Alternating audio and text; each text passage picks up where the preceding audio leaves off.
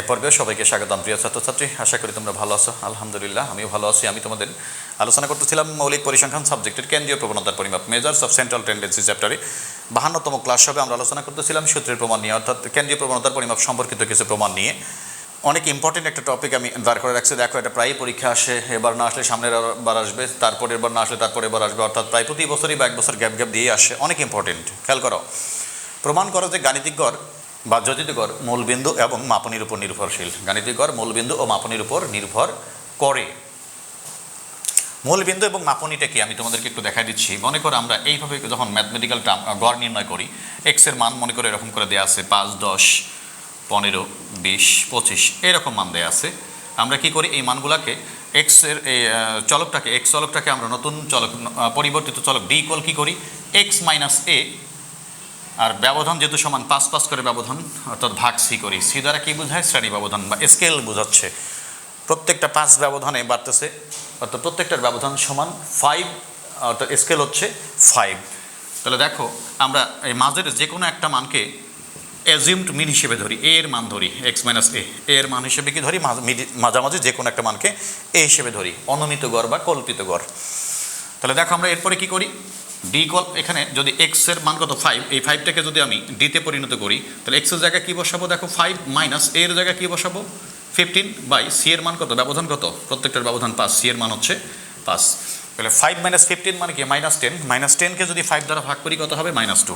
তারপরে কি করি, 10 মাইনাস 15 ভাগ শ্রেণী ব্যবধান বা স্কেল সি 5, সি এর মান এটা কত হবে, -1। 10 মাইনাস 15 মানে কি -5, -5কে 5 দ্বারা ভাগ করলে কি হবে, -1 হবে। এটা হবে 0, এটা হবে 1, এটা হবে 2। এইভাবে আমরা ক্যালকুলেশন করি।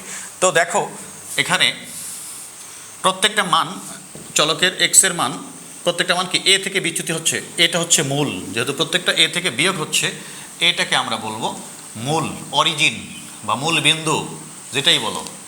আর স্কেল ব্যবধান কত, প্রত্যেকটা ব্যবধান 5, অর্থাৎ সি এর মান হচ্ছে 5, সিটা হচ্ছে মাপনী স্কেল। এটা হচ্ছে মূল আর সিটা হচ্ছে মাপনী। নতুন চলক নির্ণয় করতে যে আমরা এ এবং সি ব্যবহার করি, সে এটা হচ্ছে মূল বা অরিজিন, আর সিটা হচ্ছে মাপনী বা স্কেল। তো দেখো, এটা আমাদের প্রমাণে লাগবে না, জাস্ট বোঝানোর জন্য আমি এই অংশটা তোমাদের তুলে ধরলাম।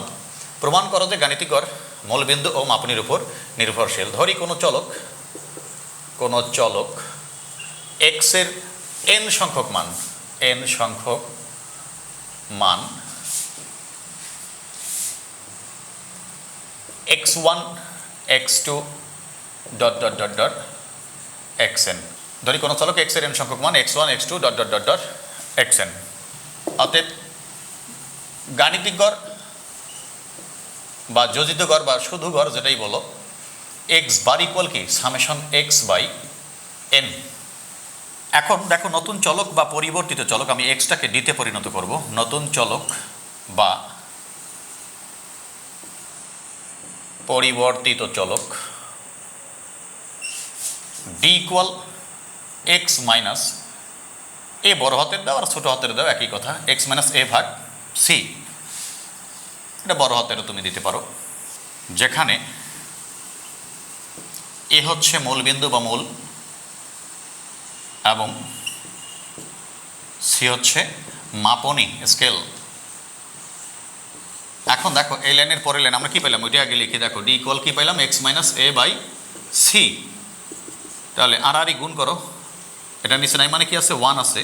তাহলে এক্স মাইনাস এ কে এক্স মাইনাস এ ইকুয়াল কি হবে, সিডি। এক্সটাকে বামে রাখো, এক্স ইকুয়াল এটাকে ডানে নিয়ে যাও, তাহলে মাইনাসটা কি হবে, প্লাস হয়ে যাবে, এ প্লাস সিডি। এখন উভয় পাশে যদি আমি সামেশন নেই, দেখো বাম সাইড এবং ডান সাইডে যদি সামেশন দেই, summation x equal summation a plus c d, summation x equal summation a plus c. শ্রেণী ব্যবধানের সামনে সামেশন হয় না, বা দিতে পারো, পরে আবার আমাদেরকে সাজায় লিখতে হবে, summation c d. Summation x equal summation a তো কি কল্পিত গড়, গড়ের সামনে আমাদের কি সামেশন হয় না, অর্থাৎ যখন সামেশন থাকবে, সামেশন এ মানে কি এন সংখ্যক এন সামেশনের জায়গায় কি হবে, এন হবে, প্লাস সি সামেশন দিয়ে আমি এইভাবে সাজা নিতে পারি। সি শ্রেণী ব্যবধান বা স্কেল বা সি এর সামনে সামেশন হয় না, সিটাকে বাইরে নিলাম, সামেশন ডি করলাম। এখন উভয় পাশে যদি আমি এন দ্বারা ভাগ করি, আমি উপরের অংশটা মুছে দিচ্ছি, তোমরা উঠে ফেলবা। Summation x by N equal N A plus C summation D by N. Summation x by N কি বলা যায়, X bar equal N A by N plus C summation D by N. X bar equal N N উঠে যাবে, কি থাকবে এ plus সিটাকে আমি সামনে রাখতেছি ইনটু অবস্থায়, summation D by n. C এখানে থাকা উপরে থাকা একই কথা।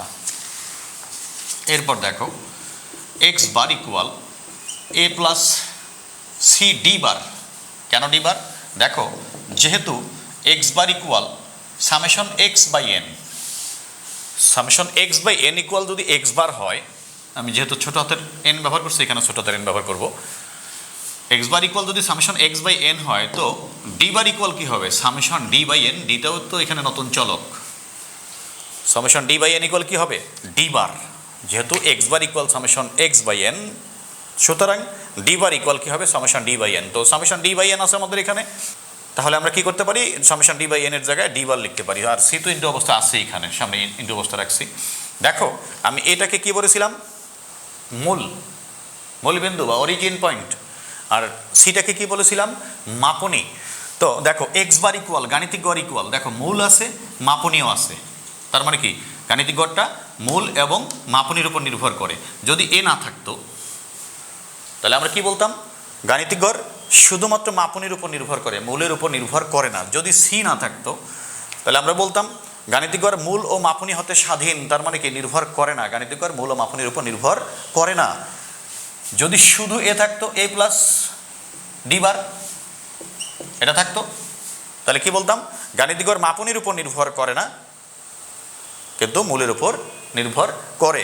আর যেহেতু দুটেই আছে, এক্স বার ইকুয়াল গাণিতিক গড় equal a plus c d বার, তার মানে কি গাণিতিক গড়টা মূল বিন্দু এবং মাপনীর উপর নির্ভর করে। কাজেই আমরা বলতে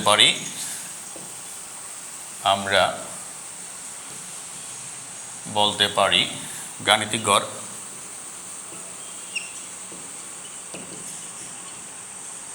মূল বিন্দু ও